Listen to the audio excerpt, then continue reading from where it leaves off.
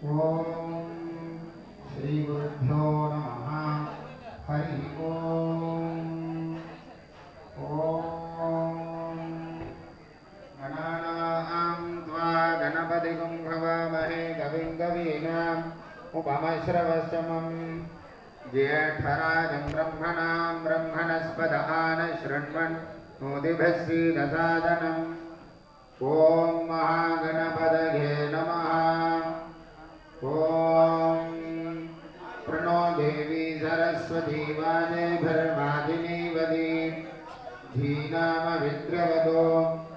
आनो दिवो बृहतः पर्वदाना सरस्वती यजदागन्तु यज्ञम् हवन् देवी दुदुषाणाघदानी शक्मान्नो वाचमुषति शृणोतु। ओम वाग्देव्यै नमः। ओम निघृष्वैरसमायुधैः कालैर्हरिद्वमाभन्नैः इन्द्रायाहि सहस्रयुगे अग्निर्विभ्राष्टिवसनः वायुष्वेदशिखद्रुगः संवत्सरो विषुवर्णैः नित्यास्तेऽनुचरास्तवा सुब्रह्मण्यो गुं सुब्रह्मण्यो गुं सुब्रह्मण्यो। ओम गौरीमिमाय सलिलानि दक्षद्येकपदी द्विपदी साचतुष्पदी अष्टापदी नवपदी बभूवुषी सहस्राक्षर परमे व्योमन् यो वेदादौ स्वरः प्रोक्तो वेदान्ते च प्रतिष्ठितः तस्य प्रकृतिलीनस्य यः परस्य महेश्वरः। उमामहेश्वराभ्यां नमः। ओम भद्रं कर्णेभिः शृणुयाम देवाः भद्रं पश्येमाक्षभिर्यजत्राः स्थिरैरङ्गैस्तुष्टुवागुंसस्तनूभिः व्यशेम देवहितं यदायुः स्वस्ति न इन्द्रो वृद्धश्रवाः स्वस्ति नः पूषा विश्ववेदाः स्वस्ति नस्तार्क्ष्यो अरिष्टनेमिः स्वस्ति नो बृहस्पतिर्दधातु। ओम शान्ति शान्ति शान्तिः। ओम अथ गणेशाथर्वशीर्षं व्याख्यास्यामः। ओम नमस्ते गणपतये त्वमेव प्रत्यक्षं तत्त्वमसि त्वमेव केवलं कर्तासि त्वमेव केवलं धर्तासि त्वमेव केवलं हर्तासि त्वमेव सर्वं खल्विदं ब्रह्मासि त्वं साक्षादात्मासि नित्यं ऋतं वच्मि सत्यं वच्मि अवत्वं माम् अववक्तारम् अवश्रोतारम् अवदातारम् अवधातारम् अवानोचानमवशिष्यम् अवपश्चात्तात् अवपुरस्तात् अवोत्तरात्तात् अवदक्षिणात्तात् अवचोर्ध्वात्तात् अवाधरात्तात् सर्वतो मां पाहि पाहि समन्तात्। त्वं वाङ्मयस्त्वं चिन्मयः त्वमानन्दमयस्त्वं ब्रह्ममयः त्वं सच्चिदानन्दाद्वितीयोऽसि त्वं प्रत्यक्षं ब्रह्मासि त्वं ज्ञानमयो विज्ञानमयोऽसि सर्वं जगदिदं त्वत्तो जायते सर्वं जगदिदं त्वत्तस्तिष्ठति सर्वं जगदिदं त्वयि लयमेष्यति सर्वं जगदिदं त्वयि प्रत्येति त्वं भूमिरापो नलो निलो नभः त्वं चत्वारि वा आपदानि त्वं गुणत्रयातीतः त्वमवस्थात्रयातीतः त्वं देहत्रयातीतः त्वं कालत्रयातीतः त्वं मूलाधारस्थितोऽसि नित्यं त्वं शक्तित्रयात्मकः त्वां योगिनो ध्यायन्ति नित्यं त्वं ब्रह्मा त्वं विष्णुस्त्वं रुद्रस्त्वमिन्द्रस्त्वमग्निस्त्वं वायुस्त्वं सूर्यस्त्वं चन्द्रमास्त्वं ब्रह्मभूर्भुवः सुवरो गणादीं पूर्वमुच्चार्य वर्णादीं तदनन्तरम् अनुस्वारः परधरः अर्थेन्दुलसितं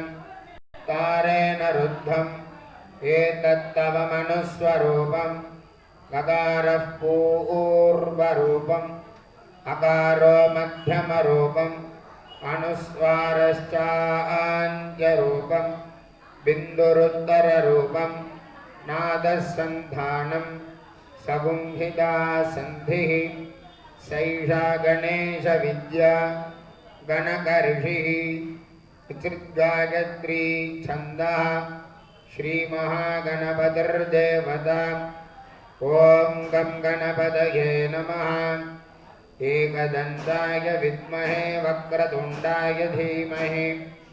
तन्नो दन्तिः प्रचोदयात्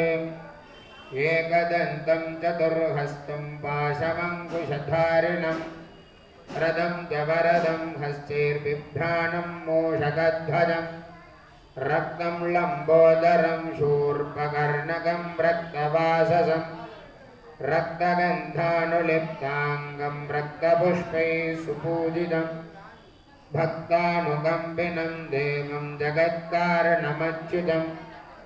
आविर्भूतं च सृष्ट्यादौ प्रकृतेः पुरुषात्परम् एवं ध्यायति यो नित्यं स योगी योगिनां वरः नमो व्रातपदये नमो गणपतये नमः प्रमथपदये नमस्ते अश्वलम्बोदराय गदन्ताय विघ्नविनाशिने शिवसुताय श्रीवरदमूर्तये नमो नमः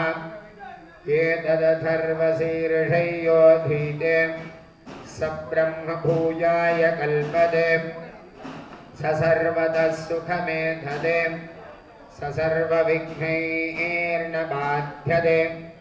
स पञ्चमहापापाः प्रमुच्यते सायमधीयानो दिवसकृतं पापन्नाशयति प्रातरधीयानो रात्रिकृतं पापन्नाशयति सायं प्रातः प्रयुञ्जानो पापो भवति सर्वत्राधीयानोपविघ्नो भवति धर्मार्थकाममोक्षं च विन्दति इदमथर्वशीर्षमशिष्याय न देयं यो यदि मोहात् दास्यति स पापीयान् भवति सहस्रावर्तनाद्यय्यं काममधीते कन्तमनेन साधयेत् अनेन गणपतिमभिषिञ्चति स वा आग्मी भवति चतुर्थ्यामनश्नं जपति स विद्वान् भवति इत्यथर्वणवाक्यं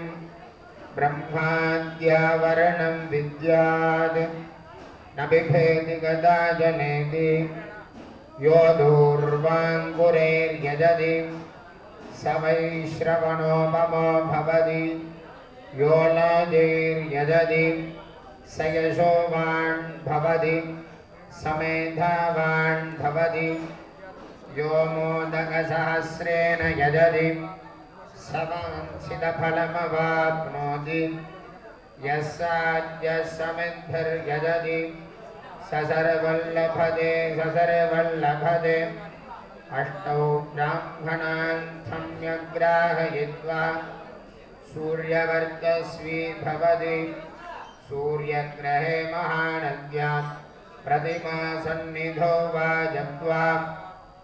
सिद्धमन्त्रो भवति महाविघ्नात् प्रमुच्यते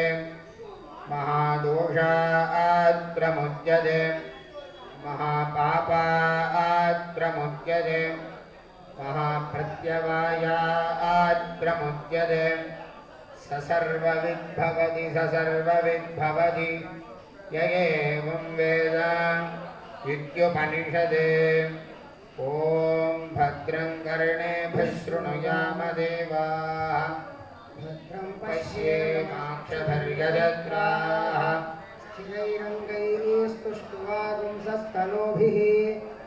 व्यशेम देवहितं यदायुः स्वस्ति न इन्द्रो वृद्धश्रवाः स्वस्ति नः पूषा विश्ववेदाः स्वस्ति नस्तार्क्ष्यो अरिष्टनेमिः स्वस्ति नो बृहस्पतिर्दधातु ॐ शान्ति शान्ति शान्तिः ॐ हिरण्यवर्णां हरिणीं सुवर्णरदस्रजां चन्द्रां हिरण्मयीं लक्ष्मीं जातवेदो महावः तां महावः जातवेदो लक्ष्मीमनभगामिनीं यस्यां हिरण्यं विन्देयं गामश्वं पुरुषाणहम् अश्वपूर्वं रथमध्यां हस्तिनादप्रबोधिनी श्रियन्देवीमुपह्वये श्रीर्मा देवी दुषतां तां सोऽस्मितां हिरण्यप्रागारामार्द्रां ज्वलन्तीं तृप्तां तर्पयन्तीं स्थितां पद्मवर्णां तामिहोपह्वये श्रियं चन्द्रां प्रभासां यशसा ज्वलन्तीं श्रियल्लोके देवदुष्टामुदारां पद्मिनीं शरणमहं प्रपद्ये लक्ष्मीर्मे नश्यतां त्वां वृणे आदित्यवर्णे तपसोऽधिजातो वनस्पतिस्तव वृक्षोऽथ बिल्वः फलानि तपसामुदन्तुमाजान्तराजाश्च बाह्या अलक्ष्मी उपैतुमान् देवसखः कीर्तिश्च मणिना सह मातुर्भूतोऽस्मि राष्ट्रेऽस्मिन् कीर्तिवृद्धिं दधातु मे शुक्तिपासामलां ज्येष्ठां लक्ष्मीं नाशयाम्यः भूतिमसमृद्धिं च सर्वानिर्नुत मे गृहात् गन्धद्वारान् दुराधर्षान् नित्यपुष्टां करीषिणी ईश्वरी गुं सर्वभूतानां तामिहोपह्वये श्रियम् अनसर्काममागोतिं वादः सत्यमशीमहे पशूनां रूपमन्नस्य मयि श्रीश्रयतान्यशः कर्दमेन प्रजा भूता मयि सम्भव कर्दमा श्रियं वासय मे कुले मातरं पद्ममालिनी आपसृजन्तु स्निग्धानि चिक्लीनवसमे गृहे देवीं मातरं श्रियं वासय मे कुले आर्द्रां पुष्करिणीं पुष्टिं सुवर्णां हेममालिनीं सूर्यां हिरण्मयीं लक्ष्मीं जातवेदो महावः आर्द्रां यःकरिणीं यष्टिं पिङ्गलां पद्ममालिनीं चन्द्रां हिरण्मयीं लक्ष्मीं जातवेदो महावः तां महावः जातवेदो लक्ष्मीमनभगामिनीं यस्यां हिरण्यं प्रभूतं गावो दास्योऽश्वान् विन्देयं पुरुषाणहम् महादेव्यै च विद्महे विष्णुपत्नी च धीमहि तन्नो लक्ष्मीः प्रचोदयात् ॐ सद्ये नरदशा वर्तमानो निवेशयन्नमृतं मर्त्यं च हिरण्यजेन सविता रथेना देवो जाद्भुवना विपश्यन् आप्याय स्वसमेदुदे विश्वदस्सो वृष्णियं भवावाजस्य संगते अग्निर्मूर्धा दिवः ककुत्पतिः पृथिव्या अयम् अपागुं रेतागुं सिजिन्वती उद्बुद्ध्य स्वाग्ने प्रतिजागृह्येन मिट्टा पूर्ते सगुं सृजेत मयञ्च पितरयुवानमन्वातागुंसि बृहस्पते अधियदर्यो अर्हा आद्युमद्विभाति क्रतुमद्यनेषु यच्छवसत्त प्रजा तत तस्मासुद्रविनन्धे चित्रम् प्रवशुक्राय भानवे भरद्वगुं हव्यं मतिञ्चाग्नये सुपूतं देव्यानि मानुषा जनूगश्यन्तर्विश्वानि विद्मना जिगाति षण्णो देवीरभिष्टय आपो भवन्तु वीदये तयोरभिस्रवन्तु नः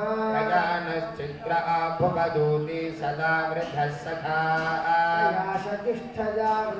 केतुं गृण्वन्न केतवे पेशो वर्या अपेशसे जातवेदसे सुनवामसो ममराति यतो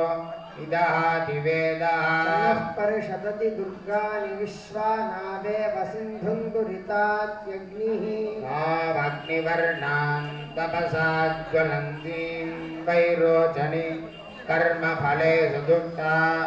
दुर्गां देवीं शरणमहं प्रपद्ये सुतरसि तरसि नमः अग्ने त्वं पारयानव्यो अस्मान् षष्ठिभिरति दुर्गाणि विश्वा पृथ्वी बहुलानौ भवातोगाय तनयाय संयोः विश्वानि नो दुर्गः जातवेदः सिन्धुन्ननाव दुरितादिवर्षे अग्ने अत्रिवन्मनसा गृणानोऽस्माकं बोध्यविदातनूनां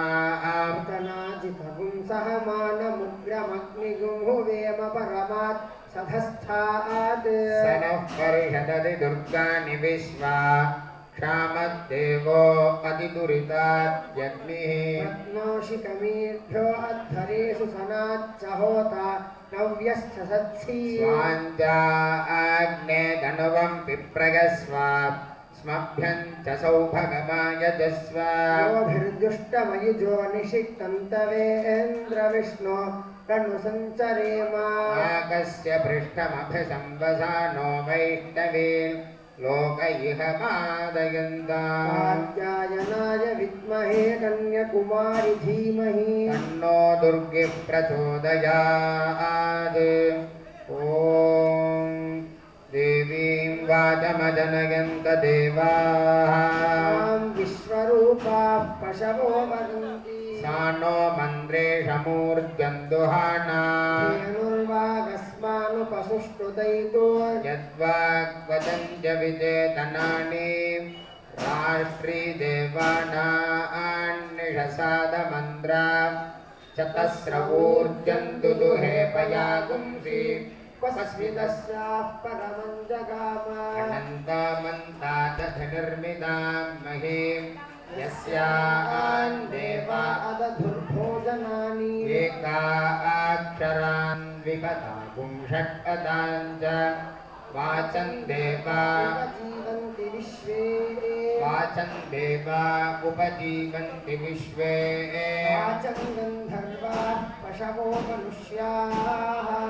काचीमा विश्वा भुवनान्यर्पिता सा नो जुषतामिन्द्रपत्नी वागक्षरं प्रथमजातस्य वेदानां मातामृतस्य नाभिः सा नो जुषाणोपयज्ञमागादे वन्ती देवी सुहवा मे अस्तु यां ऋषयो मन्त्रकृतो मनीषिणः अन्वैच्छन् देवास्तपसा श्रमेण तां देवीं वाचकं हविषा यजामहे